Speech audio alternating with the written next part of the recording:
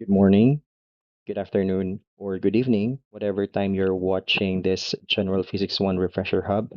This is good for learners who are struggling their concepts introduced during discussion.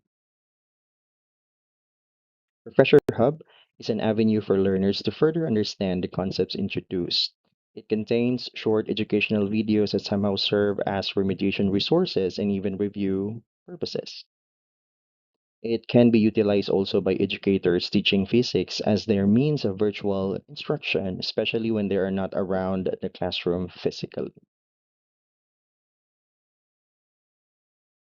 All right, today we will be discussing about this broad topic in physics, but it's a crucial one because everything in physics involves measurement. Okay, what do we mean about measurement? When we say measurement, is it is the assignment of numerical value to a system or object's physical property. By the way, we're using objects and system. They're just, same thing, words that are usually used in physics because everything in physics they treated it like a system or an object. And then in order for us to assign certain numerical value to our system or object's property, physical property to be exact, we have two ways to do it. There are two ways to numerically describe the system or object's property.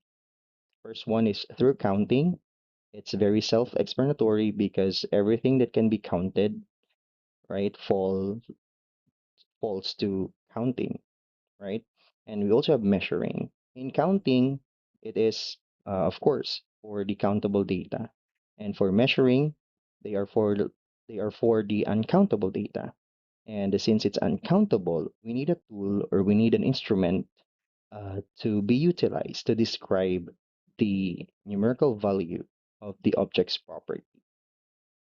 All right, since I talk about physical property, it is also be confusing sometimes with physical quantities. So later on, after this slide, we will be discussing the difference between physical property of the system and the physical quantity of that system or object. So we're done defining the word measurement. It simply means the assignment of a numerical value to a system or object's physical property. I highlighted the word physical property this time because there's another word, it's physical quantity. It's also confusing. Okay. And when we say physical property, it's just another way to say dimension. So every time you will encounter dimension, the word dimension in paper or in test questions, um, uh, it's just the physical property of the system or the objects. Okay. And it also refers to the characteristics of object or system that describe its behavior without altering its composition. Example, elasticity, conductivity, malleability. And in order for us to fully grasp on the definition itself of a physical property, it's like a description of a toy car. It's a small, made of plastics, has four wheels, and is red. These are things you can see or feel without changing the car itself. All right, we're done defining physical property. It's another way to say dimension, and it refers to the characteristics of the objects or system, physical characteristics, without changing the composition of that object. And then another way to describe the physical property itself, we have physical quantity. Okay, so physical quantity, it numerically describes the physical property. How?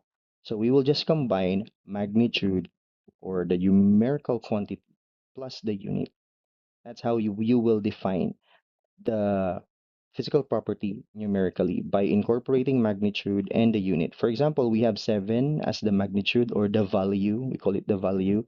7 plus the unit, which is meter. So you have 7 meters. That's already the physical quantity that we're talking about. So aside from defining the physical property of a system, by putting units to magnitude, it will deliver a message already. It will convey how relative the size is or the magnitude of the object's property or dimension. Let's say, for example, you have a famous famous example. We have shoes. The physical property of the shoes, we know it. It's depends upon the color and the size. To make it more accurate and understandable, we need to have the physical quantity of the shoes itself. So, for example, we say the shoes is 9 inches, something like that. So you will have an idea that, oh, that's the measurement. Since we're talking about measurement here, measurement of the shoes. Okay, so it's more clearer. Not to say it's clearer than saying the shoes is small or the shoes is large. So to be specific and accurate, we have to assign magnitude in units or the physical quantity of it. Okay. At this juncture, we will be discussing fundamental dimensions. We have actually seven fundamental dimensions in science, generally speaking, and we will be knowing each of these fundamental dimensions along with the numerical descriptions, or we call them fundamental units. Okay, so we have fundamental dimensions. When we say fundamental dimensions, it's just another way to say physical property. Okay, any a property of an object that you cannot alter or change the composition. And we have seven fundamental dimensions. I will present it through a table so that you can read the seven fundamental dimensions. Okay, without further ado, here's the table. So we have seven physical dimensions: length, mass, time, temperature, electric current, luminous intensity, amount of substance. And in order for you to numerically describe the fundamental dimensions, remember you need the magnitude, the value, or the numerical value plus the units. So we also have let's say coulomb there for base units per dimension. Okay, so we also have seven base units to be exact. Okay, so you can pause this video so that you can guess what are the basic units of the following fundamental property or fundamental dimensions. Okay, let's be real quick. So let's reveal now the base units per dimension. For length, we have meter. For mass, we have kilogram. For time, we have second. For temperature, we have Kelvin. And then we have ampere for electric current. For luminous intensity, we have the candela. And then the last one for amount of substance, of course, we have mole. And I will teach you now how to memorize, because in quizzes sometimes, or in testing your recall or your simple recall questions, teachers might ask, what are the seven fundamental dimensions? If you cannot really memorize them, there are students like that, they cannot memorize easily. So I will give you a technique on how to memorize it. A word metal will help you to memorize the seven fundamental dimensions.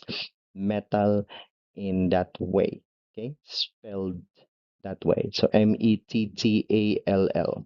M, it's mass. E for electric current. T is for time. Temperature, you can interchange that one. And then we have A for amount of substance. And then we have the first L, we have the luminous object, or sorry, luminous intensity, and then you will have the length. So as easy as that, that's how you can memorize the seven fundamental dimensions. Thank you.